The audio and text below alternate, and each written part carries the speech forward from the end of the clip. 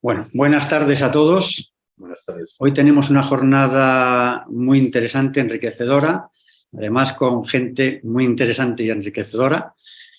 Vamos a hablar sobre movilidad y accesibilidad en espacios públicos, en diseños urbanos, y para ello contamos con dos ponentes. Gerardo Santiago Villares es jefe del Departamento de Estudios y Planificación de la Oficina de Accesibilidad del Ayuntamiento de Madrid, director de proyecto y de las obras de construcción de lo que vamos a tratar, que es el área intermodal de la Plaza de Felipe II en Madrid. Por otro lado, tenemos también a Óscar Redondo Rivera, arquitecto, autor y dirección del proyecto, y también, bueno, esperamos que también sea enriquecedora su ponencia. Bueno, nada más. Os doy la palabra. Muy bien, pues nada, muchas gracias. Yo soy Gerardo Santiago y os vamos a contar un poquito, esperemos que os resulte interesante. A nosotros, a Óscar Redondo nos resultó muy interesante para hacer el proyecto de esta obra singular, pequeñita, pero bueno, de interés. Y luego bueno, el proyecto original es del año 2008, la primera versión, y bueno, por el 2008 vino la crisis, la obra se quedó sin hacer, pero bueno, finalmente insistiendo, pues se convirtió en una realidad. Veréis, el título de la presentación o de esta charla que vamos a tener habla de accesibilidad y habla de movilidad. Conceptos que están absolutamente unidos, y como también está unido el concepto de sostenibilidad y el concepto de calidad medioambiental. Y de hecho, una cosa va derivando a la otra. Si no hubiera una situación precaria en materia de calidad, sobre todo de calidad atmosférica, no se hubieran producido los cambios en el modo de paradigma de movilidad de la ciudad de Madrid. El gran agente de polución atmosférica era el vehículo privado, y el vehículo privado había que restringir de sitio. Hasta ahora, en la ciudad de Madrid, digamos, por los años 60, 70, el paradigma de movilidad era poder llegar con el coche a la puerta de cualquier sitio al que vaya y además poder aparcar. Y eso, bueno, pues digamos que hacía un reparto del espacio disponible en el que se priorizaba mucho. Eso ha tenido las consecuencias que ha tenido y ahora se está revirtiendo. Gracias a esa reversión que viene de la parte medioambiental, que influye en la movilidad, acaba teniendo que ver con los temas de accesibilidad. Es mucho más fácil potenciar la accesibilidad en la ciudad, promocionar mayores y mejores espacios para el uso peatonal si dispongo de esos espacios, habiendo dejado de la mano del vehículo privado. No solo del vehículo privado, sino en el caso que nos ocupa, que es el intermodal, incluso de los vehículos colectivos, ¿no? Como es el transporte público. Esta obra no es una obra aislada, esta obra nació de una iniciativa que era un programa de áreas intermodales que se diseñó allá por el año, ahí veis la fecha de su documento, periodo 2007-2011. Bueno, siempre hay buenas intenciones de hacer las cosas en poco tiempo y luego la realidad se impone, ¿no? En aquel estudio ya se planteaba la necesidad de reconstruir los espacios donde se podía configurar estas áreas intermodales. ¿Qué es un área intermodal? No es un intercambiador de transporte, sino es un lugar en el que confluyen varios modos de transporte, pero digamos a escala más pequeña. Un intercambiador de transporte, estamos acostumbrados a que sea una instalación de infraestructura subterránea normalmente, confluye cercanías, confluye metro, confluye líneas de autobuses, incluso interurbanos, ¿no? El área intermodal es algo de menor escala y se trataba de buscar esos espacios en la ciudad en los que confluían paradas de metro con varias paradas también de autobús en la cercanía, pero que estaban hechos de una manera en que el espacio disponible para los autobuses era excesivo y los transbordos entre líneas de autobús o autobús y metro, pero la verdad que era un poquito penoso para los peatones, tenían que atravesar zonas complicadas, etc. Entonces, esa idea es la que pone en marcha este programa de áreas intermodales. En su momento se prediseñaron como unas 20 y tantas de ellas y gran parte se han llegado a esos áreas intermodales. Un ejemplo de una de ellas es Callao. La plaza de Callao, la reforma que se hizo en el año 2008, proviene precisamente de este programa de áreas intermodales. Era la que se llamaba área intermodal de Jacometre, que como sabéis es una calle adyacente a la plaza.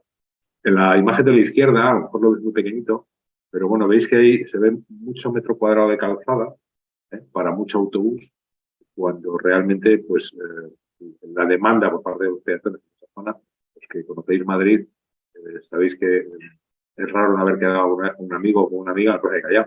Es un sitio típico de quedarse una cita para ir al cine o para hacer lo que sea. Un sitio de tránsito, no es una área estancial. Callao no es un sitio donde la gente se siente a echar de comer los pajaritos. Y bueno, pues se trataba de recuperar ese espacio para el uso peatonal, siempre en cada una de estas situaciones de redes intermodales, sin restringir la eficacia del servicio de autobuses, sin restringir ni el número de paradas, ni el número de líneas, para que pudiera seguir dando el mismo servicio, pero sí que es cierto que, bueno, digamos que con menos eficacia, ¿vale? Teniendo que apretar un poquito. Como veis, Callao era una de estas redes intermodales, la plaza de Ópera fue otra. Si os dais cuenta, es exactamente el mismo criterio. La foto anterior vemos que en la plaza de Ópera pues, había excesivos metros cuadrados de calzada, que el pasar por esta plaza pues, era complicado, pasos de peatones, etcétera, etcétera, y que desde luego como zona estancial, que Ópera sí es una zona estancial, porque Callao no era y sigue sin ser, pero prácticamente eran sitios, lugares inhóspitos, ¿no? Ahí se sentaba uno, todo el humo de los autobuses. Pues esta es otra intervención de área intermodal de aquel programa que se hizo. Y finalmente, vamos, hay como digo, como veintitantas, ¿no? Esta de Felipe II. Esta de Felipe II era una de ellas. ¿Qué ocurre? Se lanzó el primer proyecto se hizo en el año 2008, con la intención de construirlo inmediatamente, pero como os comentaba antes, llegó la famosa crisis económica, las obras se paralizaron, y bueno, pues el proyecto ha estado ahí durmiendo hasta que hemos conseguido recuperarlo. Ha habido que hacer una actualización del mismo, lógicamente, pero vamos, los conceptos básicos siguen siendo los mismos. Y Óscar, como autor del proyecto, tanto del 2008 como de esa actualización del año 2020, creo que fue la actualización, pues nos va a contar un poquito en qué consisten las líneas generales que aborda este proyecto. Óscar. Muy bien. ¿Qué consiste? Giro la cámara por aquello de que se vea una persona hablando, ahora que está muy de moda lo del ChatGPT y estas cosas, la inteligencia artificial. Bueno, pues en primer lugar, muchas gracias al Colegio de Ingenieros Técnicos de Obras Públicas por invitar a un arquitecto a contar un proyecto. Yo siempre... No, para nada. Yo la verdad es que siempre he sido valga de antemano, un amplio defensor de las sinergias arquitectura e ingeniería. De hecho, aquí hay un matrimonio bien avenido, estamos Gerardo y yo, que si no me engaña, pues esto no va a acabar en divorcio y mucho menos en un reggaetón revancha, ¿no? Pero bueno, tras los ecos de sociedad, Felipe II. Un día Gerardo nos llama, después de otra serie de proyectos que llevábamos en común, y nos plantea este elemento. ¿Qué es Felipe II? Yo creo que la zona es muy conocida por todos los que vivimos en Madrid. Uno cuando se plantea un proyecto siempre, lo primero que se plantea es de dónde viene y lo segundo es que se pregunta a dónde queremos llegar, ¿no? Entonces, cuando llega este elemento, nos encontramos con el Palacio de los Deportes, realmente ocupa el lugar de la antigua Plaza de Toros de Goya. Eso que vemos ahora que llamamos Avenida de Felipe II, en realidad será la Avenida de la Plaza de Toros, y estamos dentro de una cuadrícula gigantesca del ensanche de Castro, muy caracterizado, pues igual que los ensanches de la época, al uso, en la que había una cuadrícula atravesada por una gran diagonal. En Barcelona es la diagonal, aquí es la calle Alcalá. ¿Qué genera la calle Alcalá en una retícula? Un montón de triángulos y trapecios. A veces difícilmente aprovechables tanto desde el punto de vista edificatorio de las manzanas como desde el punto de vista de ciertos retales urbanos que va generando. Entonces nos encontramos con dos grandes ejes. Tenemos el eje de esa antigua avenida de la Plaza de Toros, destinada tanto a la entrada como a la salida de los eventos en un edificio emblemático como la gran calle Alcalá. Y resulta que tenemos un elemento que está haciendo de tapón. Es uno de estos retales urbanos en los que confluyen muchos usos, muchas cosas y en el que hay que analizar cómo podemos organizar. Porque en realidad al final este elemento, que era la antigua formación del intercambiador en superficie, bueno, pues era una dársena en sí, no era un elemento ni una plaza, era una dársena transversal en el que claramente esta fotografía que sacó, ¿cómo se llama este fotógrafo? Carlos. Bueno, Carlos se subió a una de las azoteas opuestas y nos sacó esta maravillosa imagen que a todos nos encantó porque explicaba el por qué estamos haciendo esto. Decíamos, madre mía, ¿por qué tenemos la calle Alcalá, el eje que nos lleva hasta el Palacio de los Deportes y colocamos los autobuses de forma transversal? ¿Por qué estamos haciéndonos esto a nosotros? ¿No? Entonces, urbanísticamente esto a cualquiera que le interese la arquitectura, el urbanismo, en general diría, aquí hay algo que mejorar. Estaba muy claro. Claro, esto se había generado porque había una necesidad de que los autobuses entraran hasta el centro de Madrid, repusieran a la gente y les llevaran al extrarradio y los volvieran a traer. Y esto tampoco lo podíamos quitar. Es decir, teníamos una paella con muchos ingredientes, no solamente desde el punto de vista de la movilidad, de la accesibilidad y del flujo peatonal, sino también desde el punto de vista comercial. Porque claro, estamos en un enclave comercial. Yo recuerdo que las cifras en su época del paso de peatones de Goya era que era uno de los pasos de peatones más concurridos de toda Europa. Entonces, y además de los más complicados en cuanto a la regulación. Entonces, claro, estamos en una zona en la que se nos construyen en poco espacio demasiados elementos. Claro, ¿cuál es nuestro trabajo? Pues nuestro trabajo es, primero, identificar esos elementos, los ingredientes de este guiso, y después establecer cuál de ellos queremos que realce sobre los demás y organizar alrededor de ellos, de ese elemento principal, todos los demás de la forma más coherente posible. Cuando empezamos a realizar análisis de toda la zona, perdón, que esto no ha pasado, de lo que nos empezamos a dar cuenta es, bueno, primero de la saturación propiamente de los medios de transporte público. No solamente de la gran cantidad de dársenas de autobuses, sino de que también tenemos una salida de metro muy concurrida, que es la de. Además, a todo esto se le une, no aparece en esta imagen, un parking subterráneo que es de los más grandes de todo Madrid, puesto que está uniendo. Esto se ha ido. Sí, del PowerPoint de la. Sí, bueno. En realidad, esto que estáis viendo y que se ve mejor ahí abajo a la izquierda es el análisis que se hizo de los tránsitos de todas las líneas de autobuses que confluían en ese. Creo que lo más representativo es la imagen general. Veis que realmente es un nudo de diferentes líneas de autobuses, a las que añadimos el metro, a las que añadimos la reposición de un parking público que une 3 parkings al mismo tiempo. Es decir, es un espacio realmente complejo desde el punto de vista de la movilidad, tanto pública como privada. Desde el primer momento se establecen algunas alternativas, que son las que aparecen en el documento inicial, cuando nos empiezan a contar desde el ayuntamiento, que es eso de un área internodal en superficie. Pues bueno, ya se empieza a entrever que hay una intención de linealidad.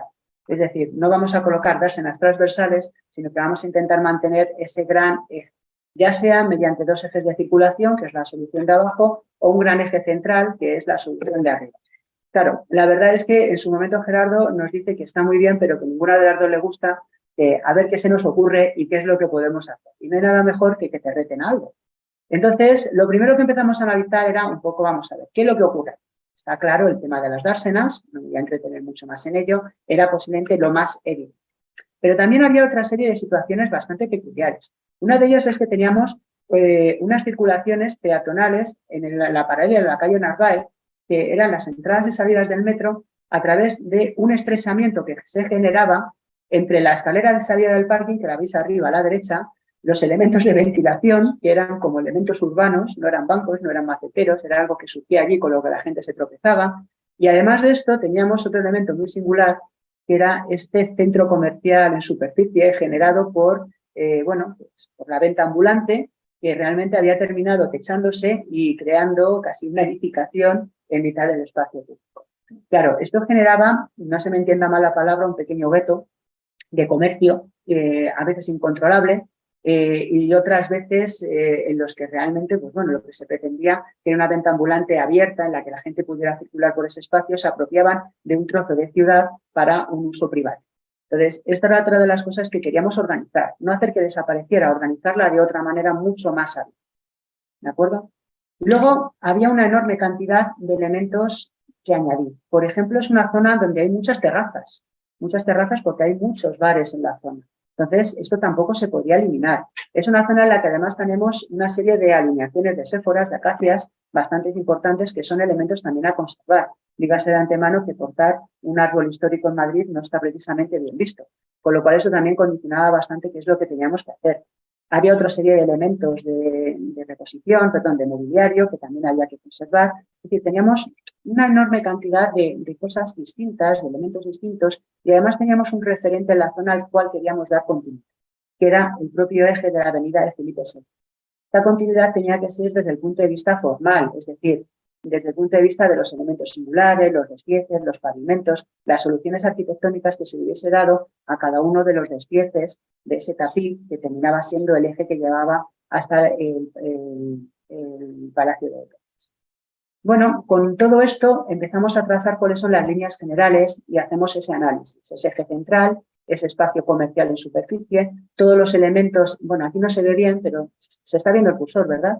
También en directo. Bueno, aquí en realidad no han aparecido, pero otra cosa que nos molestaba era la proporción entre plataforma peatonal y plataforma de calzada. Realmente al final este espacio intermedio no era una plataforma peatonal, era un espacio de calzada más. Había otra cuestión que también era interesante, qué lástima las flechas, cómo han salido, y era que los tránsitos, sobre todo este tránsito de la calle Alcalá, fijaros, esto es la calle Alcalá. Entonces la calle Alcalá te está pidiendo a gritos una diagonal, una continuidad, no el tener que realizar una especie de quiebro para luego poder continuar. Entonces continuamente se generaba aquí una isla perdida, una isla en la cual lo único que había este elemento en una rejilla de ventilación de metro, que no servía para nada, no tenía dotación alguna, en un espacio peatonal absolutamente perdido. Ni era una dársena de autobús, ni un espacio peatonal, lo único que había en algún momento eran algunas motos por aquí aparcadas y alguno de estos bares que había intentado utilizar este espacio como terraza. Lógicamente este era un espacio que había que recuperar. Luego este otro eje de aquí que se generaba en la calle Narváez, desde la salida de las bocas de metro directamente hacia la zona comercial del Corte Inglés. Bueno, esto es lo que nos encontramos y este es el primer boceto que aparece en el año 2008, el primer proyecto. El primer proyecto ya está hablando primero de una única vía, una única calzada con dársenas a ambos lados, con una formación en línea y en espiga, de tal manera que hay un único eje de comunicación. Está hablando de que parte de estas unidades de reposición las trasladamos hacia el exterior de todo el núcleo central de la plaza. Está hablando también de una alineación de usos, veis que siempre son bandas transversales que se van generando, siempre manteniendo este eje hacia el Palacio de los Deportes, una alineación comercial en la cual toda esta zona que había de comercios en superficie los pasamos a un espacio mucho más abierto y sobre todo un gran eje peatonal. Este eje peatonal que tiene 6 metros de ancho y que nos va a permitir atravesar desde el Palacio de los Deportes, atravesando por este paso de peatones a la calle Narváez directamente hacia el espacio que tenemos en la calle Alcalá. Se recupera toda la linealidad del tránsito también en la calle Alcalá, en toda esta diagonal, y además se genera toda una franja perfectamente independizada, destinada entre las dos alineaciones existentes ya de acacias a todas las zonas de terrazas. Lo que intentamos es un espacio lo más organizado posible. Estamos viendo una alineación de terrazas, de ocio, una alineación peatonal libre, una alineación de comercio, una alineación de dársenas con cada una de sus paradas, y luego en el lado opuesto, nuevamente alineación de dársenas y espacio peatonal de tránsito. Entonces, esa organización es la que va a dominar todo el proyecto. Bueno, lo que os he contado, perdonadme, bueno, a ver si soy capaz anterior. Para conseguir todo esto, había un elemento que parecía al principio que era anecdótico, pero al final terminó siendo crucial, y es esta escalera. Esta escalera es la que accede al parking. Y esta escalera es una escalera que, digo que al principio parecía que un elemento más, pero era una escalera de un solo tiro. Esta obra al final terminó convirtiéndose casi durante la realización de las actuaciones en la obra del Escorial por lo complejo que fue convertirla en una escalera que diera la vuelta sobre sí misma. Esto lo que nos permitió, generando esta circulación, fue, digamos, matar dos pájaros de un tiro. De un lado, ampliar la zona de calzada, proporcionando un radio de giro suficiente a los autobuses. Nos hacían falta una serie de metros de más que necesitábamos ganar, pero por otro lado, lo que permitía era que no confluyera la circulación de los pasos de peatones y el tránsito desde las bocas de metro en la calle Narváez, no confluyera con la salida desde el parking privado. De tal manera que antes se generaba una situación de que todo el mundo tenía que salir y salía directamente donde la gente estaba esperando a cruzar la calzada. Sin embargo, ahora la gente sale a un espacio propio, en este 180 grados que generamos, su afluencia es muchísimo menor y desde allí directamente cogen, digamos, desde la parte de atrás el paso de peatones, a un espacio muchísimo más ancho y que lo que no hace es no taponar el flujo de personas a través de la calle. ¿Vale? Y hemos llamado a la presentación movilidad y accesibilidad. Y bueno, alguien siempre cuando hacemos esta presentación nos pregunta ¿y dónde está la accesibilidad? Yo creo que la accesibilidad emana en el proyecto. Hay proyectos en los que a veces la accesibilidad, estamos hablando del detalle, el pasamanos, la pendiente de la rampa, el ancho de la vía pública. Aquí estamos en un proyecto en el que la accesibilidad es el ampliar la zona peatonal y favorecer el flujo peatonal en toda la zona. Estamos hablando de proyectos como, por ejemplo, uno de los que últimamente se ha estrenado, toda la zona de Plaza España. Plaza España es un proyecto en el que se le puede decir que a lo mejor el detalle, la accesibilidad puede ser controvertido. Sin embargo, lo que es innegable es la mejora que ha supuesto desde el punto de vista de la accesibilidad peatonal en toda la zona. Pues este es un proyecto que precisamente lo que busca es eso. Desde el primer momento que la accesibilidad ya esté incorporada en la definición del proyecto. En ese eje de 6 metros longitudinal que atraviesa de lado a lado de Narváez a Alcalá toda la plaza, y en la segregación de cada uno de los usos, en cómo se ordena todo. Tenemos una serie de viales transversales que nos permiten un uso normal, es decir, el acceso a cada uno de los portales, el acceder a cada una de las dársenas, pero sobre todo tenemos una organización muy clara del espacio. Y eso, desde el punto de vista de cualquier persona con discapacidad y de cualquiera que esté en la ciudad, es sin duda una mejora sustancial. Entonces, este es un poco el proyecto que nosotros desarrollamos con la disposición de cada una de las dársenas. Lo de las flechas lo vamos a dejar aparte. Y yo creo que esa imagen que os sacábamos al principio, que decíamos que era para nosotros fundamental, lo que hicimos fue contratar un gran estudio de infografía que transformó en esto. Claro, entonces en ese momento nos dimos cuenta de que realmente lo que estábamos queriendo crear iba a mejorarla.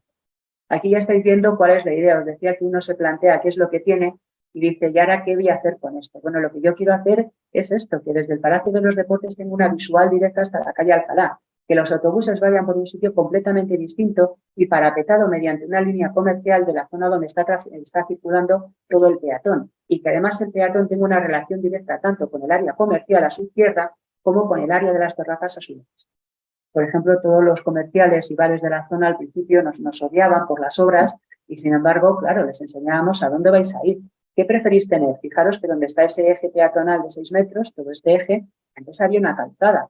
¿Tú qué prefieres tener a lo de tu calzada? ¿Una acera peatonal? ¿Una vía peatonal grande, amplia y además con un cierto tinte comercial? ¿O prefieres tener un vehículo circulando en auto? Bien. Entonces, bueno, este es el proyecto. Veis cómo cambia completamente la dinámica. Esta será el área de calzada y hasta será el área realmente peatonal. Y para esto, pues empezamos a pelear. Ya en el año 2020 empezamos a pelearnos, pues primero pues con MP. Digo pelear por decir algo, en realidad que fue un tránsito bastante cordial. Mucho más ligero de lo que pensábamos, en los que fuimos lanzando propuestas de cómo esas dársenas podían funcionar. Empezaron a realizar simulaciones de movilidad, de confluencia de cada una de las líneas. Tened en cuenta que aquí no solamente hay líneas de stop and go, es decir, de parada y continuación, sino que hay líneas de reposición. Hay líneas en las cuales tenemos reposiciones de 20 minutos, media hora. De tal manera que tenemos que almacenar muchas veces, como veis aquí en algunas de las líneas, uno de ellos en distribución y otro de ellos en reposición del material. Entonces empezamos a realizar estas simulaciones, que al final acordamos cómo tenía que ser cada uno de estos radios de giro. Surgieron de aquí una serie de elementos intermedios, como por ejemplo una isleta que se genera aquí en el paso de peatones para no hacerlo demasiado largo, pero siempre con esta idea de vamos a transformar ese espacio, como veis aquí, de 2 vías de circulación existente y dársenas centrales en una gran plataforma peatonal y un solo elemento de tránsito de vehículos. Bueno, estas son las infografías iniciales del proyecto, en los cuales además se empieza a entrever cómo vamos a utilizar los pavimentos. Los pavimentos en esta área tienen también una importancia notable, porque empiezan a indicar qué uso se va a dar. El pavimento gris siempre va a ser un área peatonal, mientras que el pavimento más oscuro, no voy a decir negro, es un pavimento que está bien para una alineación de mobiliario, ya sea esas casetas comerciales o ya sea mobiliario de las terrazas, y también además nos permite emplear todos esos pavimentos polotáctiles o tactovisuales indicados para personas con discapacidad visual. Esos pavimentos encaminadores y también de aviso de señalización que permiten identificar en este área intermodal cómo podemos hacer el tránsito desde un autobús hasta las bocas de metro y viceversa. Esos pavimentos de botones, esos pavimentos de acanaladura de diferentes anchos, que veis aquí en los pasos de peatones, en los tránsitos que vamos a tener hasta cada una de las dársenas. Veis a la izquierda qué es lo que había, veis a la derecha qué es lo que hay, donde antes había una vía de circulación de vehículos, ahora tenemos un paso de peatones en el eje hacia el Palacio de los Deportes. Veis cómo este elemento de aquí ahora genera una salida a la vuelta para luego coger el paso de peatones y no confluye todo el mundo en el mismo punto, donde además tenemos las salidas de ventilación, los elementos de regulación de semáforos, etcétera. Hemos quitado elementos como estos, kioscos, elementos de venta, en este caso de la ONCE, los hemos sacado de este área. Es decir, hemos intentado despejar de todos los elementos que no fueran necesarios las áreas que tenía que ocupar el teatro. Bueno, ya os he contado realmente el proyecto luego empieza a crecer, coge una zona de tránsito, perdonadme, de la zona de la calle Alcalá, ¿vale? Esta es la calle Alcalá, en su giro, aquí arriba tendríamos el Cabezón de Goya, conocido por todos. Vemos cómo también realizamos el mismo tratamiento, esta digamos que es la manzana que queda donde está la Casa del Libro, y vemos cómo se expande la actuación, coge los elementos colindantes también en el trozo de la calle Jorge Juan y también hacia la parte inferior en la calle López. La dinámica es exactamente la misma y esto ya empiezan a ser un poco los pavimentos y las fases de obra, luego hablará un poco más Gerardo de ellas. Simplemente comentaros que aquí, por ejemplo, cosas interesantes desde el punto de vista del diseño. El concebir la plaza como una cubierta de un edificio.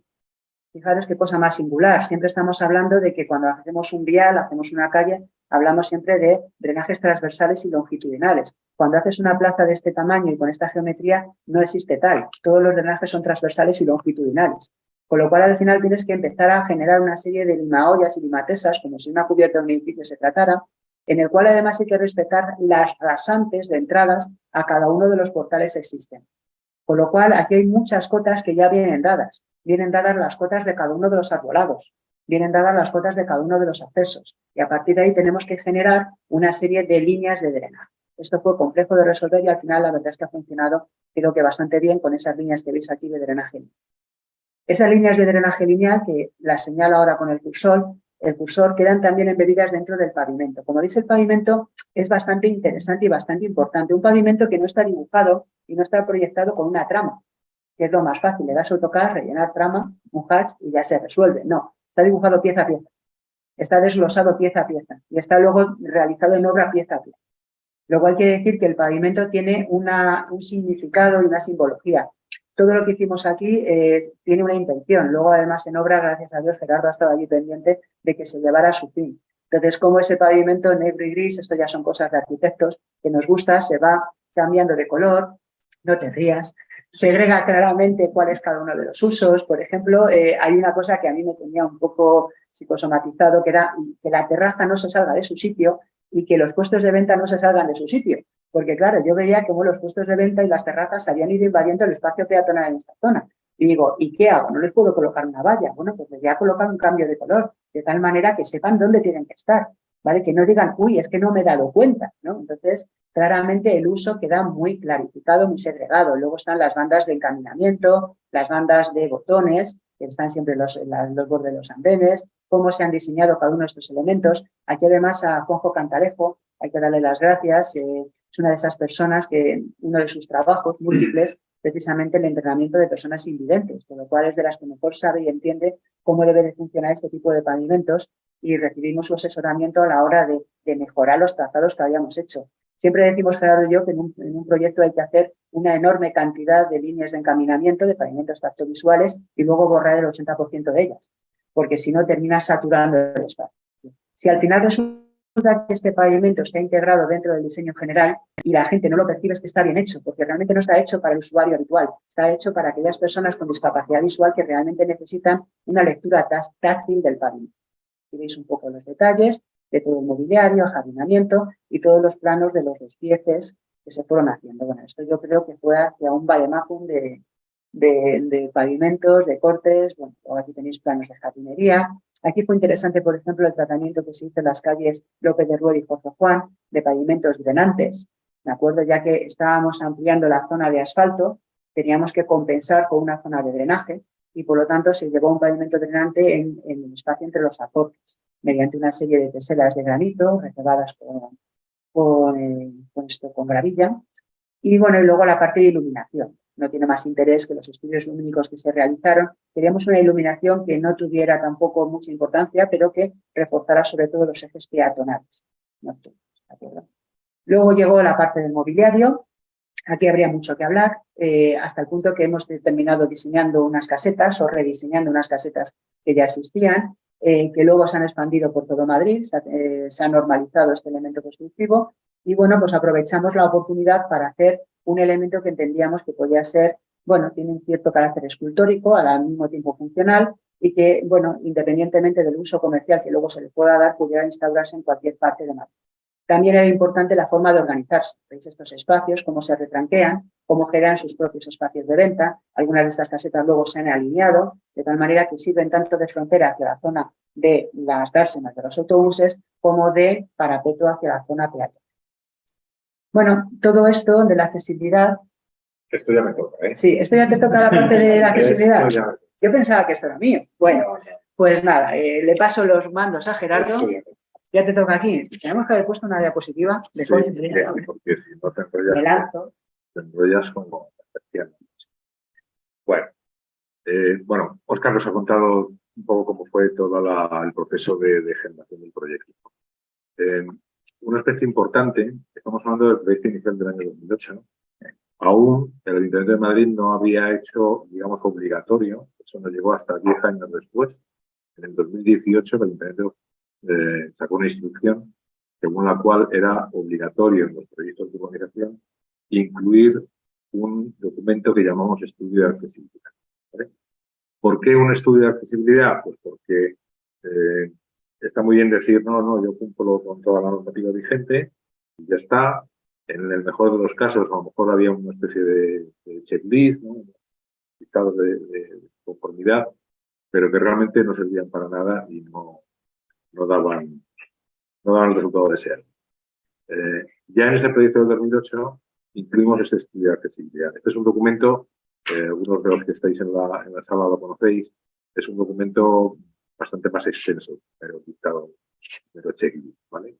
Y de lo que trata ese documento es que reflejemos en él todos los diseños de todas las cuestiones en materia de accesibilidad que hayamos tenido en cuenta durante la obra. Por lo cual, al mismo tiempo que estás diseñando el proyecto, te obliga a reflejar esas partes de manera específica en este estudio de accesibilidad. Aquí ya lo hicimos, como os digo, en el 2018 empezó a ser obligatorio para todos los proyectos del ayuntamiento y el feedback que tenemos 4 años después por parte de los compañeros que dirigen proyectos y dirigen obras, es que efectivamente han percibido una mejora cualitativa en los proyectos desde el punto de vista de la accesibilidad. O sea que parece que esto ha conseguido el efecto buscado, ¿no? Por ejemplo, con los planos, esto funciona como una pequeña memoria, se explica una serie de cosas, y también tiene una serie de planos, los cuales, bueno, pues se pide identificar, por ejemplo, cuáles son los itinerarios peatonales accesibles, que es lo que pretende este plano, o otros planos en los que ya se señalan con una serie de iconos. Todo este material es editable, todo este material se facilita para que se pueda descargar, se pueda utilizar, tanto dentro del ayuntamiento como fuera del ayuntamiento, si alguno estáis interesados en poder descargar este estudio y utilizarlo en vuestros proyectos, es de uso totalmente libre. Página web del ayuntamiento, busquéis Oficina de Accesibilidad y ahí se descarga, y si no, contactéis conmigo y yo os hago llegar el link. Y como os decía, mediante esta serie de iconos, hacer este trabajo en proyecto implica que estas cosas no se te pueden pasar por alto. Ya no se te pasan por alto, porque has tenido que hacer ese documento. Ya has tenido que pensar en ello, ¿vale? Aquí, como veis, se señalan pues desde los elementos como pueden ser los pavimentos visuales, ya sea de rampas, si de escaleras, si de paradas de autobús, etc. Esto que veis con las franjas amarillas, no sé qué tal lo distinguiréis, esto es una red de encaminamientos. Y es un poco lo que os comentaba antes Óscar. El uso de estas redes de encaminamientos, la verdad es que está restringido fundamentalmente a lugares que tienen que ver con el transporte, porque los vais a encontrar en los intercambiadores, los vais a ver, en América, en el Costa de Castilla, en este tipo de sitios, y también en las redes intermodales. Y aquí tenéis un ejemplo, ¿vale? Se trata de que una persona ciega pueda orientarse a la hora de seleccionar ir a la parada de autobús que necesita o al metro, etcétera, etcétera, para moverse por eso.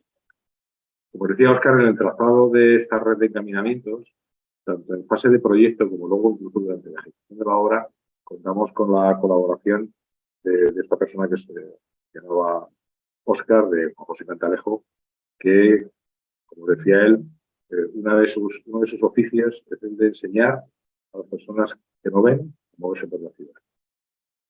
debe llevar como unos 200.000 son muchos, unos 2.000 pacientes, con lo cual, en fin, creo que la experiencia que nos puede aportar es fundamental. Y la verdad que nos fue de mucha ayuda. Y bueno, y ahora pues hay que hacer la obra. Ya tenemos un proyecto muy bonito. Los proyectistas se gastaron una pasta en infografías, como habéis visto, pero bueno, eso viene muy bien todo ese material, por luego sirve para dar charlas y hacer cosas de esto. Queda muy mono. Pero bueno, había que hacer la obra. Y había que hacer la obra con todo funcionando, ¿vale? O sea, no era cerramos ese recinto, todos esos autobuses se van fuera y luego mi obra y ya está. Había que hacer la obra manteniendo la circulación de los autobuses, con lo cual hubo que hacer diferentes fases en las cuales se trasladaron las paradas a ubicaciones, digamos, temporales. En una fase se hizo traslado de paradas, ocupaba ese espacio y luego se hacía el siguiente. La actividad comercial se mantuvo. Las casetas le llaman los hippies de Goya, que son las casetas que está ahí, a eso los trasladamos a la plaza de Dalí antes de empezar la obra, en bloque, y al final acabaron volviendo a la ubicación de las nuevas casetas. Pero las terrazas estuvieron funcionando también bastante tiempo. Y bueno, o sea que a pesar de las quejas, pero sí que nos agradecieron, ¿no? Por lo cual, por eso digo que la obra hubo que hacerla a trocitos. Y eso, bueno, pues tiene sus dificultades. En el proyecto hay que tener muy en cuenta la cuestión de accesibilidad, pero durante la ejecución de la obra también. Y eso a veces se nos olvida. Y eso procuramos en esta obra llevarlo un poquito a rajatabla. El generar estos itinerarios peatonales para que las personas pudieran poder acceder, poder pasar o ir a sus viviendas en condiciones de accesibilidad. Que no es otra cosa que lo que dice la normativa que tenemos que hacer, que a veces se nos olvida un poquito. Sí que es cierto que también en este aspecto, y hay que decirlo porque es así, las obras en Madrid, en general, los últimos años esta parte ha mejorado mucho, no se cuida mucho más que antes. Antes se cuidaba entre poco y nada, y ahora, bueno, ya se va cuidando poco a poco. Aquí tenéis una foto de la misma azotea que subió Carlos, nos hemos aprendido de la azotea y nos ha servido para ir haciendo fotos del desarrollo de la obra. Y bueno, pues aquí veis zonas ocupadas, zonas que están en obra, zonas que no están en obra, en un proceso de eso. Luego, bueno, pues hacer obras en Madrid y en el Madrid consolidado, como sabéis, pues da lugar a que nos encuentre de todo. Y, como por ejemplo las vías del antiguo tranvía, el que iba a la Plaza de Toros. Pues ahí estaban, eso las habían llevado. Dificultades, por ejemplo, pues estar ahí con un replanteo, con unos solados a la puerta del banco, el sitio que se ve a la izquierda amarillo, en la foto de arriba es la entrada del banco. Y bueno, y los peatones tienen que seguir pasando por ahí, ¿no? Entonces, bueno, tiene sus problemillas. O el acopio de escombros, por ejemplo, ¿no? Está sitio tanto para acopio de escombros como para acopio de materiales. Es complicado en ese tipo de obras, pero bueno, se hace y ya está. Aquí veis en la foto de la izquierda, pues una persona que va pues, a la compra o viene de la compra o va a su casa y bueno, está pasando por ese pasillo que se le ha habilitado para que pueda transitar por esa zona con condiciones de seguridad. Obras subterráneas, pues bueno, les voy a contar también, ¿no? Hay veces meter un tubo de drenaje. Pues Carlos hablaba de cómo se diseña el drenaje en esta plaza. Empezamos haciéndolo mal, haciéndolo como ingenieros, es como todo un elemento lineal, ¿no? Perfiles longitudinales y perfiles transversales y tal, pero claro, ahí eso no funciona. Debes tratarlo con un plano de cubierta y aún así, ¿vale? Pues tú sobre el papel trazas tus colectores necesarios y tal, pero luego abres y bueno, pues pasa lo que es que a veces pues un tubo de otro servicio puede subir y bajar con él, un colector pues va a hacer que no, por aquello de que el agua no corre. Pero bueno, al final se acaban solventando todos estos problemas de la mejor manera posible. Y bueno, y aquí tenemos el resultado final. Antes veíamos infografías y ahora ya vemos pues, fotografías. Las dos fotos de la diagonal, bueno, solo de abajo a la derecha, las otras son fotos o bien de la calle Jorge Juan o bien de López de Rueda. Ahí veis la pavimentación, también en estas aceras se ha buscado una configuración en bandas, que es una forma pues, muy eficiente de configurar los espacios de tránsito. Hay la zona pegada a la fachada, que es la zona libre de paso, y la zona a la derecha, como veis, es donde colocamos todos los trastos. que colocamos los árboles que ya estaban, están las farolas, están las papeleras, están mobiliario urbano, todo se acumula en esta zona que no es de tránsito. Aprovechamos para colocar un pavimento drenante, pero en cualquier caso un pavimento que por su textura disuade de que sea pavimento de circulación. La banda de pavimentación tiene un pavimento muy continuo, muy liso. La banda donde no queremos que la gente ande, un pavimento muy rugoso. Y con diferencia de color y de textura, pues ayudas a la comprensión de cómo se tiene que utilizar ese. Por supuesto, bueno, pues dotamos de plazas de estacionamiento reservado, ya estaban allí. Y bueno, están en diferentes vistas de la obra. En algún sitio queríamos hacer, agendamos pequeño cruce de Jorge Juan, un cruce de rueda, y una pequeñita zona estancial, ampliando las orejas en las calles, y la verdad es que nos gustó mucho ver que la gente sí que lo utilizaba, ¿no? Como zona esencial, para grafitear, claro, ¿no? Pero bueno, en la foto de arriba a la izquierda veis colocamos fuentes de beber, que no había tampoco, y también es un elemento perfectamente necesario de la ciudad, aparte del mobiliario. Aquí veis la zona entre la fachada y la terraza. Bueno, tiene esa primera acera que es de servicio a las propias fincas. Las terrazas están separadas. Pero tenemos la gran zona o gran paseo que va a ser paseadas. Habéis visto antes infografías y ahora podemos que se parecen bastante. Sí, a mí lo hemos intentado. Que se parecen mucho. Sobre todo esta última. Sobre todo esta última. Nos subimos a la misma azotea y preferimos hacer la foto de la imagen final.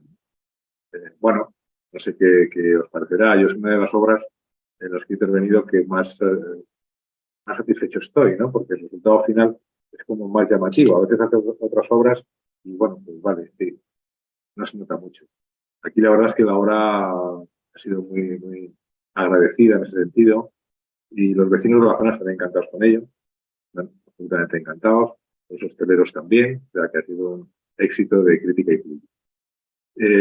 Un peligro, una cosa que ocurre cuando en Callao nos ocurrió y aquí también ocurre, cuando en ese tipo de obras una cosa que hay que hacer es quitar trastos y ordenar los elementos que hay.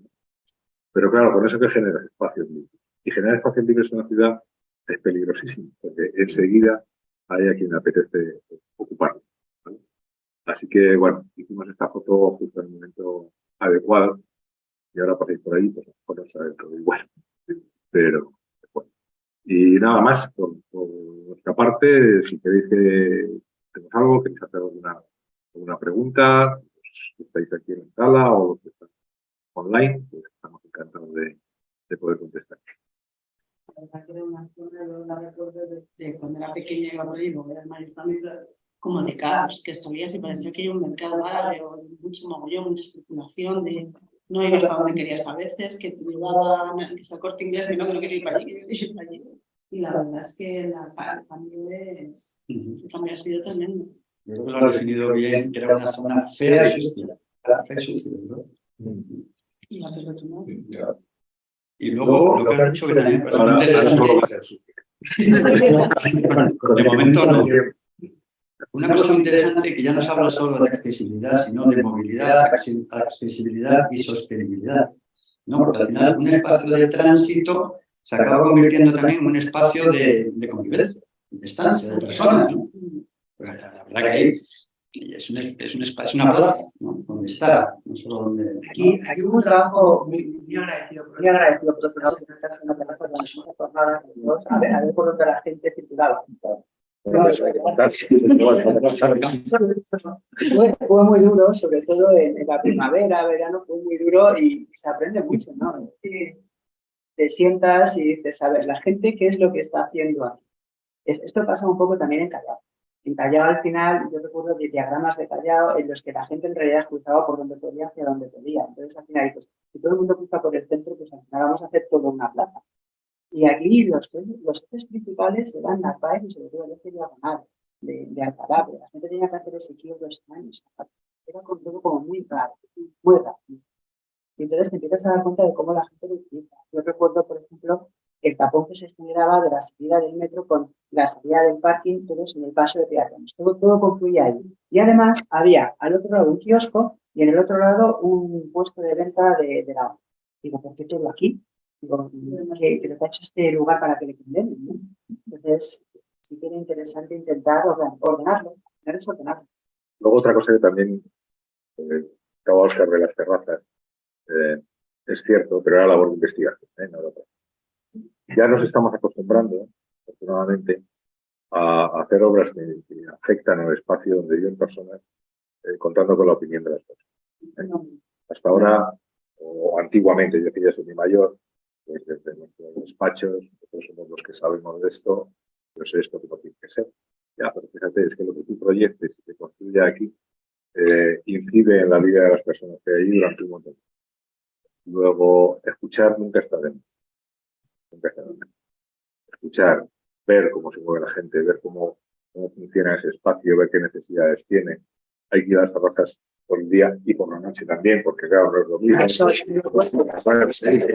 Hay cosas que deben contar los claro, profesionales. Hay que hablar, claro, hay que hablar con los camareros, hay que hablar con porteros de las fincas. Bueno, hay que empaparse de cómo funciona aquí y procurar intentar dar respuesta. Evidentemente no contentas a todos, eso es absolutamente imposible, pero bueno, intentar dar respuesta. Y desde el punto de vista de la accesibilidad, estamos Gerardo y un servidor, hemos redactado el manual de accesibilidad del ayuntamiento, es decir, podríamos haber impuesto aquí la solución de accesibilidad que nos diera la gana y poca gente nos hubiese registrado. Y no hicimos eso. Nos fuimos a preguntar a alguien que sabía más que nosotros del asunto. Para decirle, a ver, cuéntanos tú cómo a la gente que le enseñas hace esto. Porque nosotros pensamos que esto es así. Y yo recuerdo que él simplificó todavía más lo que nosotros ya habíamos simplificado. Entonces, fue una alegría. Y aprendimos por el camino bastante. Sí, eso es una cosa que también tenemos que tener en cuenta. O sea, también hay que preguntar a las personas, y sobre todo a aquellas personas en situaciones en las que nos resulta más difícil ponernos en sus zapatos, ¿no?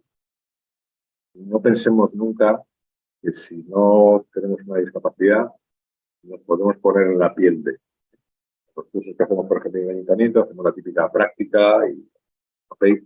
Vale, sí, experimentamos un ratito en una silla de ruedas, pero eso no se acerca ni infinitesimalmente, a la realidad de una persona que está en y aunque te saquemos a pasear por la calle con un antifaz y un bastón, eso no se acerca ni de lejos a lo que siente y necesita realmente una persona. Con lo cual, en vez de, no, es que yo, las conversaciones con compañeros, ¿no?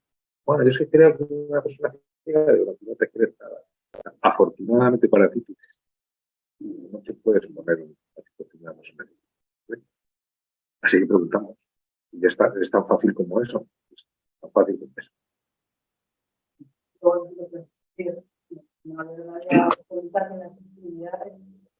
Estás pensando en la gente que no es que esté todo, sino que beneficia y que nos facilita todos los días. Que las cosas en el principio no podemos tenerlo ahí. Como para mí, notaba una buena rampa, la gente no coge una cosa Sí. Cuando veis la dificultad del drenaje,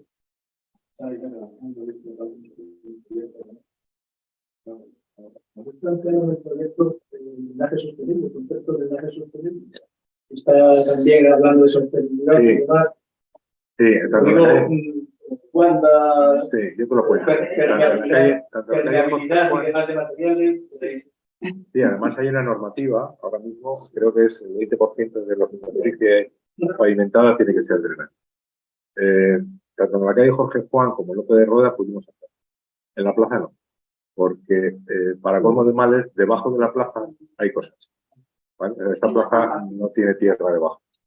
Le pasa como a Sol, le pasa como otros muchos espacios también en Madrid, ¿no? En su suelo está... No digo 100%, pero no sé si... No, mira, debajo de la plaza... Digo, la plaza esa que es todo de árboles, no están encima de una losa, están encima de un sustrato. Sí, pero ese ya existía. Es decir, ahí no hemos ganado nada, ¿vale?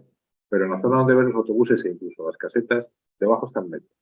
Está la estación de metro, ¿vale? Tenemos un planito, no lo hemos traído aquí, en el que pusimos precisamente en un plano de planta todo lo que hay debajo. Y ocurre un parecido a lo que ocurre con la Puerta del Sol. Cada vez que se actúa en la Puerta del Sol, siempre hay voces que dicen, es que no hay sombra en la Puerta del Sol, faltan árboles.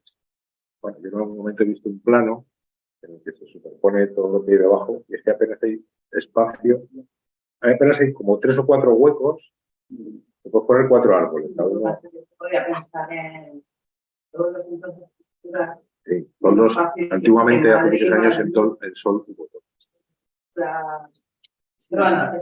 Aquí, desde el punto de vista del pavimento drenante, sí que se planteó, para que os hagáis una idea, prácticamente desde la alineación de la izquierda a la derecha de encinas, de acacias, es todo medio. El eje central, en el centro, está toda la galería. Donde pasa el paso de peatones, hay una rejilla, justamente esa rejilla es la rejilla de ventilación de la galería principal. Entonces, en el centro tenemos toda la galería. Si lo ves delante del autobús que está en primer plano. Esta de aquí es la rejilla de la galería principal. Y luego tenemos 2 bocas de metros a ambos lados que lo que hacen es que abrazan la zona.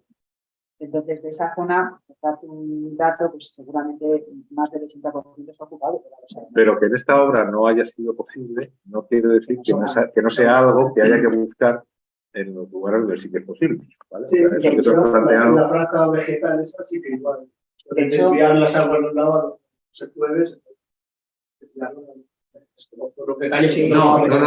Lo decía como concepto. No, pero que me parece súper interesante que efectivamente como concepto hay que ir a eso también. Sí, pero hablando de transversalidad, igual que el concepto también sostenible, de drenaje sostenible, pues eso debe ser transversalmente muy sin duda. Pero es que la norma, claro, nosotros tuvimos que justificar aquí que no era posible. Relativamente.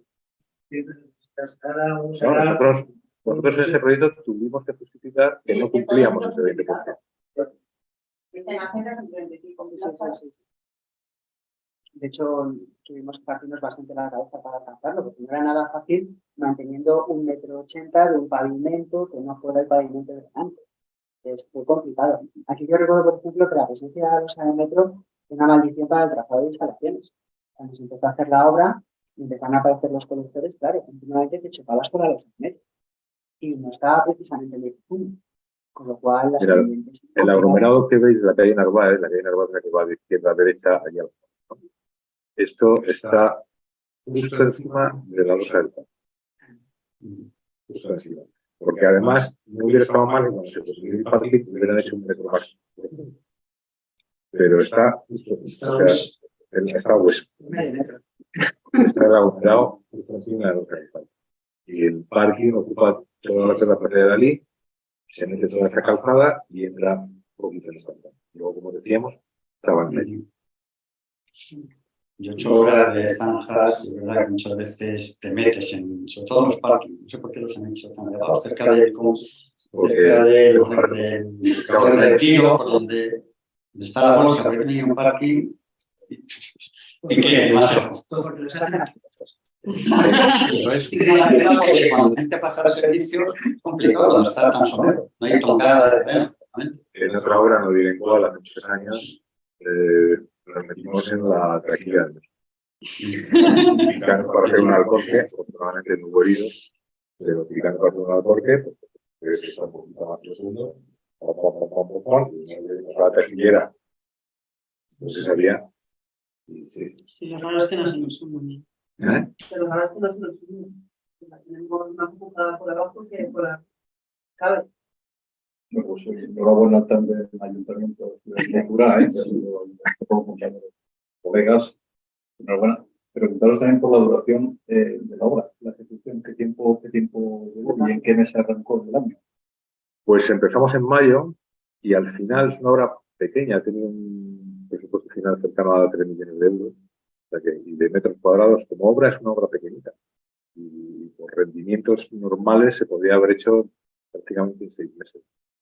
Pero como os digo, hubo que hacerla a trocitos, si hiciéramos un tour. Con lo cual el plazo de ejecución final fue de un año. Tiene bastante detalles que hay que asumir y que lo hacen complicado, que impliquen... No era una obra para buscar rendimientos espectaculares.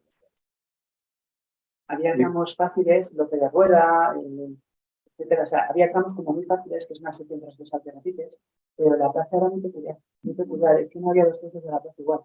Y luego además eso, sobre todo, el mantenerla en uso. Luego además acordaros que justo también durante la ejecución de esta obra vivió aquella época de huelga de transportes, falta de suministro de materiales en las obras, y eso también afecta. En cuanto a los servicios afectados, que hay puesto una fotografía de un barrio de distintos operadores, ¿eso se reordenó de alguna manera? ¿Se quedó como estaba a partir de esta vez? No, ahí lo que hicimos fue buscar hueco para meter lo que teníamos que meter. No se habló con operadores para que reorganizaran o... Porque el problema de eso es que en 2 días hay que abrir otra vez para hacer calas y tal, ¿no? De hecho, los planos que nos dieron muchas veces pues, no coincidían con lo que encontraban. Bueno, pero ya no me quedaba para mucho. Y otra pregunta, lo que habéis hablado de la red de encaminamientos, tanto definitivos como durante la obra, eso, bueno, ya está claro y lo definís bien, pero ¿cómo hacéis el seguimiento, la vigilancia para que se lleve a cabo? Muchas veces los defines, pero durante la ejecución de la obra, ya siguiente, Sí, durante la obra pues ya no está lo que tenía que estar. No, durante la obra se trataba más que los encaminamientos. Durante la obra, encaminamientos son muy difíciles porque estás claro con las carritas y tal y no puedes. Se trata de tener por lo menos un itinerario peatonal accesible, ¿vale? Quiere decir, con unas anchuras debidas, con unas pendientes debidas y con una calidad del pavimento también debida, ¿vale? Sin escalones, etcétera, etcétera. Eso es lo que sí vigilaba.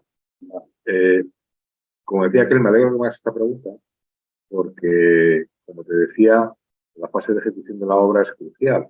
Con ese estudio de accesibilidad parece que el proyecto ya le tenemos unas ciertas garantías de que las funciones de accesibilidad se cumplen, ¿vale? Pero luego existe la fase de ejecución. Hay que mantener esa condición de accesibilidad en esos itinerarios peatonales provisionales, los desvíos, etcétera, etcétera. Y además luego en obra a veces hay que hacer ajustes de cosas. Y esos ajustes también tienen que mantener esa condición. Nos gustaría, creo que lo acabaremos consiguiendo, igual que acabamos consiguiendo que existiera ese estudio de accesibilidad en el proyecto, que haya una figura en la obra que podemos llamar, si os parece, coordinador de accesibilidad. Una figura dentro de la dirección de obra, igual que el coordinador de seguridad y salud, que primero sea una persona especializada en estos temas y segundo dedicada a esa vigilancia. La vigilancia de que esas cuestiones se manejan. Yo creo que lo acabamos consiguiendo que esa figura esté en las obras, porque creo que sería muy necesaria. Antes os hablaba Óscar de Plaza de España. Plaza de España es una obra que desde el punto de vista, desde muchos puntos de vista, pero desde el punto de vista de accesibilidad, es un logro gigantesco. La transformación del espacio y de la usabilidad de ese espacio, lo que era Plaza de España a lo que es ahora, pues es que no tiene, vamos, es tremendo. Y además es una obra de una escala infinitamente mayor. Sin embargo, a lo mejor recordáis que cuando se inauguró la obra, hubo en prensa y tal, pues algunas quejas. Quejas de cuestiones de detalle. Cuestiones de detalle, de acabados que tienen que ver con la accesibilidad. Y es una pena. Perdón. Es una pena que una obra tan magnífica, que se puso un avance tan importante, tampoco de inaugurarse esa la prensa como que se han hecho antes. Bueno, pues a lo mejor esa figura específica de ese coordinador de accesibilidad en la fase de obra hubiera servido para evitar que eso sucediera. Una pregunta que no tiene que ver justo con el proyecto, lo que te decía también, esta red de encaminamiento, una vez que se termina, queda definitiva, está perfecta, pero también cómo se mantiene, porque al final muchas veces pero muchas veces las pelerías, sobre todo por esto, pues te acaban poniendo en la fachada o las terrazas acaban yendo más de cuenta y al final no hay continuidad, de verdad, en esa red, ¿no? Yo creo que, por ejemplo, una decisión interesante aquí... No sé si se vigila de alguna manera, ¿cómo se aquí no tiene el camino. Sí, pero no sé si alguien que de verdad lo ve o tienes que denunciarlo. Sí, Yo al hilo de esto que comenta Óscar, para que vaya con la respuesta conjuntamente, también durante los mantenimientos, por ejemplo, por roturas que se tengan que realizar en calzada, para el mantenimiento de una avería de una cometida que venga de la redistribución, la que vaya a las fincas y tal. También se considera ese criterio de reponer por ejemplo, el podotáctil con ese nivel de detalle para que donde estaba se siga manteniendo. Lo digo porque el operario en cuestión que no se despiste. Sí, también. Sí. Veréis, lo que decías de que se respeten ese tipo de caminos. En primer lugar, como decías tú, las ordenanzas, la ordenanza de terrazas de la Ayuntamiento de Madrid, por ejemplo, o la ordenanza de movilidad, la nueva, ya define las distancias que hay que dejar a ese tipo de pavimentos. La teoría sobre el Claro, es que la teoría yo me la sé, pero luego Bien, la práctica... Ese es un primer paso. Luego hay una labor de inspección, de vigilancia por parte de los funcionarios, técnicos de las fuerzas municipales, policía municipal, etc. Vale, esa es otra parte. Pero falta una parte fundamental. Y es una parte además en la que yo ahora, esta ha sido yo creo mi canto de cisne en cuanto a las obras. Yo ahora trabajo en una dirección general que se llama de accesibilidad y ya no hacemos obras, yo no me dedico al tema sino nos dedicamos a promoción de la accesibilidad. Entonces, hay un tercer eslabón que puede ayudar a esto que estamos haciendo. Y te voy a poner una anécdota. Cuando se plantaron ahí en Felipe II las primeras terrazas, hubo una de ellas y una de las mesas la colocaba encima de uno de estos encaminamientos. Y un día que lo vi yo por allí, pues llamé al señor del bar y le dije, ¿usted sabe esto para qué es? Dice, no. Yo se lo expliqué. Y le expliqué lo que significaba que él interrumpiera ese camino. Jamás volví a colocar la mesa. Hace falta una labor de información, porque está en las normas, ya, pero ¿quién se conoce las normas? Muchas veces ni siquiera los que estamos obligados a conocerlas las conocemos. Luego, vale. Entonces, es un dando paso. ¿Tiene que estar en las normas? Sí. Porque... Tiene que estar en un plan. No, porque decir, el respeto, por ejemplo, no, tú sabes que las concesiones de terrazas están en un plano. Y ese plano además le tienen puesto en el local. Tiene que hacer honor a la verdad. Y tiene que hacer honor a la verdad y todo eso. Bueno, pero fíjate, es muy eficaz. Es muy eficaz divulgar, muy eficaz. Y por ejemplo, los colores de los pavimentos también funcionan. Fíjate, en las calles de Chueca, que son calles más estrechitas y tal, también hay una franja de distinto color, que es de la franja donde van los árboles y todo eso. Cuando aparcan motos, aparcan en esa franja, pero esa además no se sale ni esto de la franja. En otras aceras, donde no hay esa separación de colores, el de la moto aparca donde quiere. ¿Vale? O sea que también tenemos que jugar. Los pavimentos no son solo para pisar. Los pavimentos también son elementos que nos pueden dar una información de cómo se usa ese espacio. Organizas el espacio. Creo que aquí es uno de los proyectos que hemos hecho que más significa la organización del espacio. ¿No?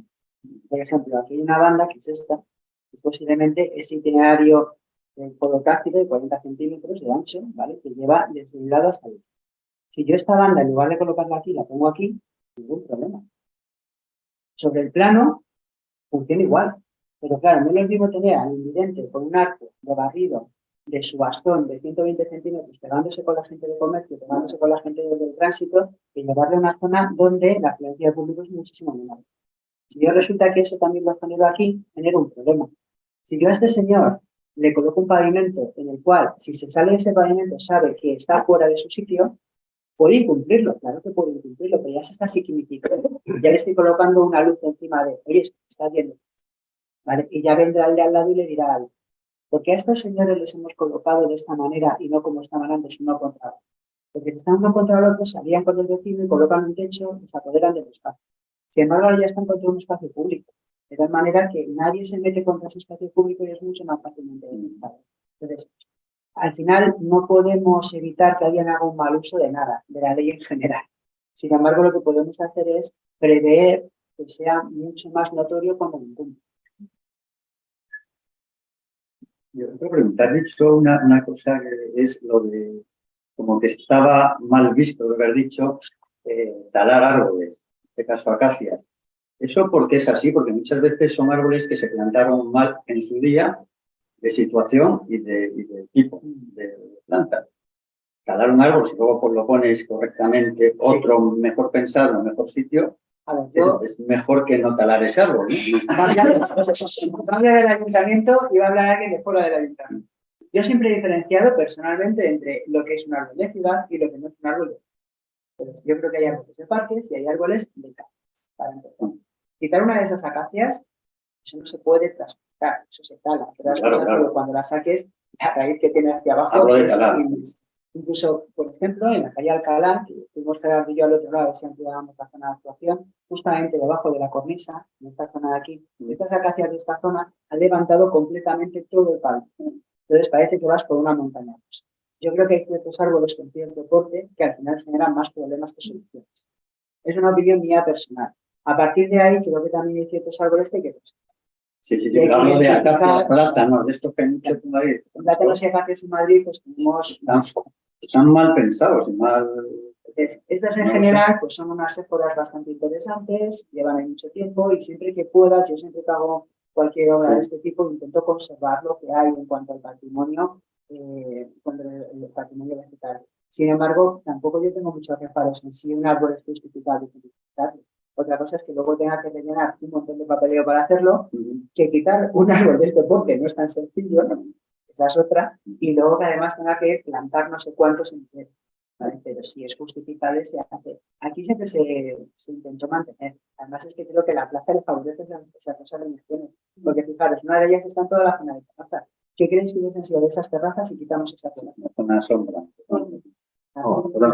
La sombra que aporta el arbolado urbano y la calidad ambiental que aporta es...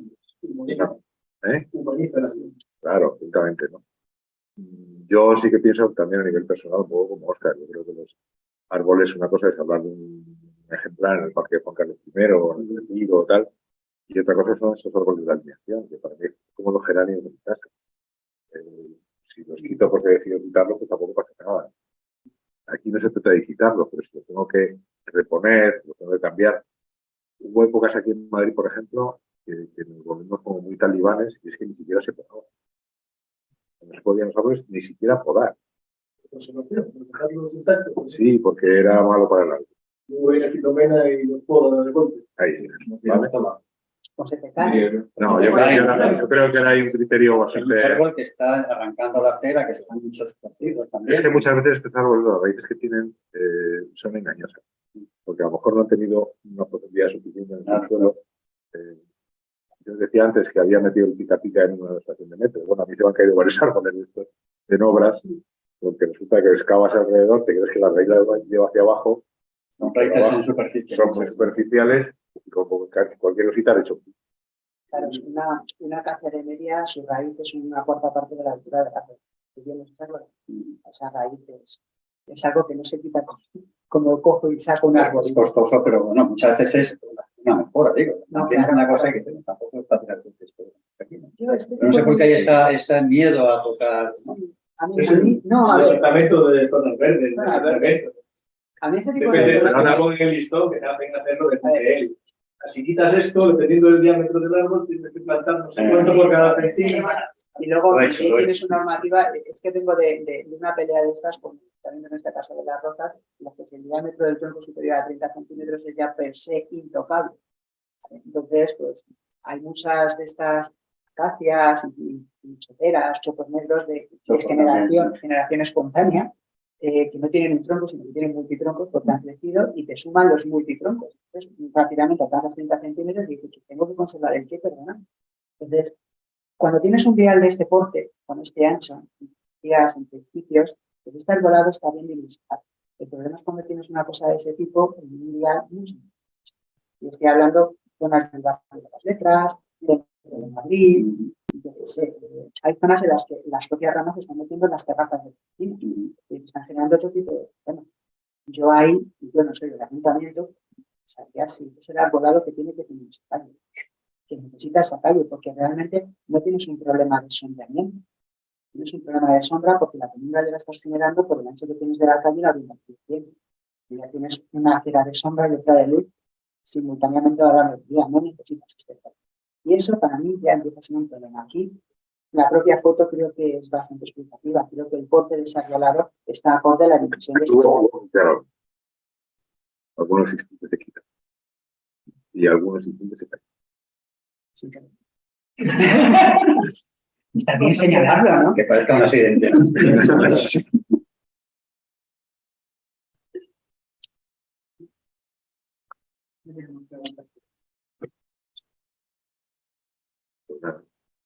El paso de peatones, ¿por qué no está perpendicular? Por la rejilla de metro. Hablamos con Metro para intentar hacer algo con ella, pero nunca llegó a respuesta. Con lo cual se quedó. Claro. Entonces, al final una obra son muchas veces pues, con los condicionantes que tiene. Juegas con ellos. A todos nos hubiese gustado, ¿verdad?, esa directriz recta, pero además fijaros que en realidad la quisimos quitar no por el paso de peatones, sino por esta extraña chicane que genera el giro del autobús para acá, porque tiene que avisar hacia esta posición para poder coger curva. Sin embargo, si esta región hubiese estado aquí, esta curva hubiese sido muchísimo más racional, y entonces hubiésemos ocupado con una isleta intermedia más espacio para cortar pasos de peatones y los radios hubiesen sido más racionales.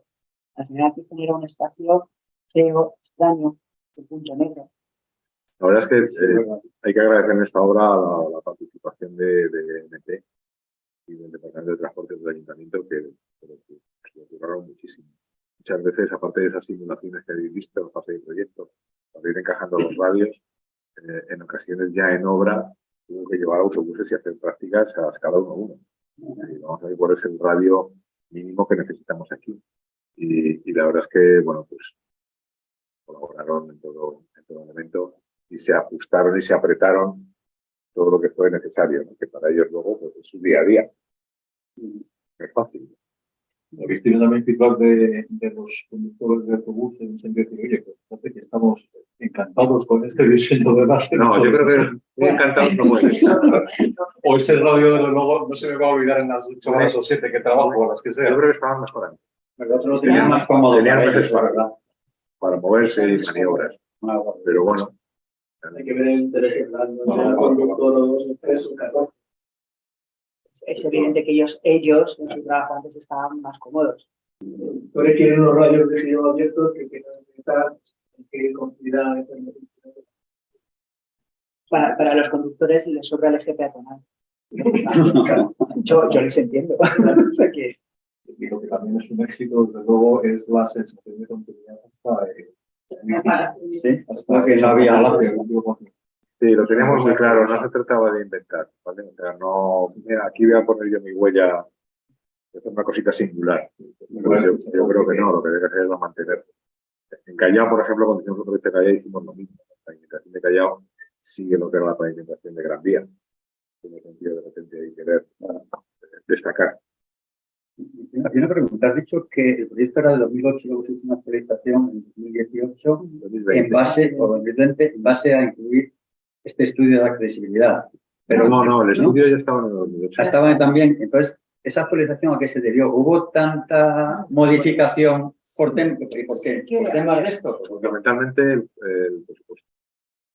Hubo que actualizar el presupuesto y también es verdad que se cambió la configuración de espiga de los autobuses a una configuración de 4 carriles con entrada en base lineal. También fue lo prefirió de esa manera.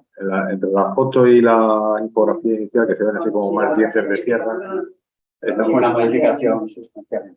No, las directrices generales del proyecto también se amplió un poco el radio de acción. Bueno, ya actualizamos ciertas cosas. Cambió la orden BID, introducimos otra serie de conceptos, todo lo aprendido durante todo ese tiempo, que no era poco, y la verdad es que acabó yo creo que bastante bien. El BID era del invierno, no existía. Claro. Entonces, trazamos con la Comunidad de Madrid, normativa de la Comunidad de Madrid, tuvimos que actualizar la orden BID. Y bueno, intentamos implementar muchas cosas que habíamos ido viendo de otras obras y aprendiendo. ¿Qué es la orden BID?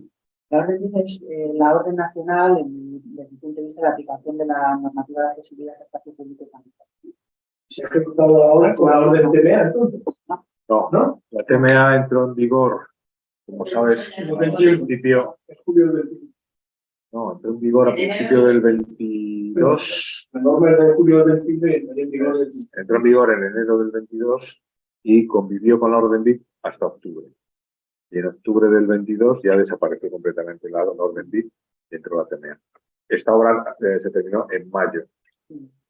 Todavía estaba y se había empezado un año antes. No existía la TMA. Fijaros que entre medias, por ejemplo, se redacta el manual de accesibilidad a los espacios públicos organizados del Ayuntamiento de Madrid. Y ahí nos faltaban una serie de cosas, de cosas que hemos aprovechado para el Estado.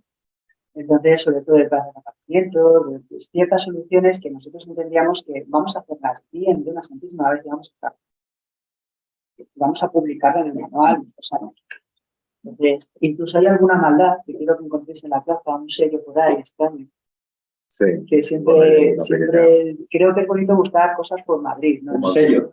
Sí, oye, yo os invito a buscar. ¿No? Yo sé, yo llevé a mis hijas cuando esto se abrió y le dije buscar. ¿Sabes? Encontramos el anagrama que utilizaba Felipe II, de verdad, en sus documentos, ¿vale? Un anagrama conclusivo, y en algún sitio de la obra está. Y está en algún sitio de la obra. Entonces, Lo buscaremos. sí, no, pero es verdad. Está en dos. Yo hay cosas de estas de Madrid que me gusta mucho recorrerlas con mis hijas, por ejemplo, como las flechas de Diana en la Gran Vía, o cosas de ese tipo. Son cosas de ese tipo. No, pero la plaza de las historias, el heredero de tal, lo mismo, cosas que se van soltando por Madrid y que creo que crean ciudad, se crean leyendas. Que hay una, pues hay que buscar. Yo eso sirve de algo. Ponte, mi madre tiene 89 años, va a pagar los 90 y es usuaria de esta plaza. Ajá. Y en mi bicicleta, ya se me ve tal, se me hace lo que casi no todas las tardes, pero bastante. Y me ha dicho, ¿cómo vas a esto? La ciudad genial, ¿eh? Está estupenda la plaza. Ha sido una obra muy agradecida. Porque efectivamente. ¿Qué va? ¿Al trébol? Al trébol. El trébol. Bueno, ella va realmente a una ferretería que está en la calle Navarra. Ah. Lo que pasa es que, bueno, se compra muchísimo, la plaza está muchísimo. Y entonces, bueno, pues obviamente la obra y otras distintas al resultado que es lo que finalmente cuenta siempre, ¿no? Y bueno, pues, lo comento en alguna ocasión, pasamos la discusión y bueno, pues, ya no comentaré su colaboración de saludar. De dar las gracias. Bueno, la accesibilidad no solamente Claro. el símbolo de la silla de ruedas, es que la silla de ruedas para darle la accesibilidad. Madre, probablemente ande bien, pero ya no levantará tanto la rodilla como un chaval, tal. La accesibilidad se disfruta sin necesidad de estar ni ciego, ni en silla de ruedas. No, y se puede con la forma. ¿No? Todo vamos en el tiempo, o todo puede tener un requinte, o puede tener la accesibilidad es más transversal que. No, muchísimo más eficaz. O sea, si ese concepto de accesibilidad, este proyecto no sale. De esta manera, de salir de otra. ¿Qué quiere decir? Si este concepto, esta plaza se hace desde el concepto de solamente la movilidad, prevaleciendo las básicas de los autobuses, esa solución que veis al inicio de doble carril, hubiese prevalecido, era más fácil. O sea, generar una dársena central ovalada gigantesca y que la gente cruzara algo, es lo más sencillo. Entonces, no, vamos a ver, eso no tiene que prevalecer. Es lo que os decía, tenemos un piso con muchos ingredientes, ¿cuál queremos que sea el principal y que el resto acompañe? Vale, aquí el principal obviamente no son los autobuses. ¿Están cómodos? No, simplemente acompañan. ¿Quién está? El peatón es el principal protagonista de todo esto. El comercio, las terrazas, los autobuses acompañan el peatón. Antes no ocurría eso. Antes el peatón era el ingrediente añadido, que cruzaba por donde podía y cómo podía esta zona. Sin embargo, ahora es el principal, es el eje conductor de todo. Pero a nivel ciudad un poco es así. Debe de ser así. Como a las... Debe de ser así. Es a nivel ciudad, no ya un proyecto aislado para la ciudad. Pues es la entidad que tiene el peatón o el ciclista o tal respecto al... No cabe duda. Y fíjate, te recuerdo, esto tenía un, digamos, macroplan de áreas intermodales del año 2007. ¿Vale? Es un invento de antes de ayer. Una evolución de lo que es el paradigma de la movilidad urbana, pues hasta este nuevo sistema en el que el peatón tiene más espacio y tiene más protagonismo, entre otras cosas porque es una forma de movilidad sostenible y que no tratamos. Bueno, damos por Cerrada la jornada, enhorabuena por el trabajo que habéis realizado y gracias por dos cosas, por venir al colegio nuestro a dar esta conferencia y gracias como usuario y como ciudadano Madrid. Bueno, cierta y otra. Gracias. Muchas gracias. Muchas gracias. Chao.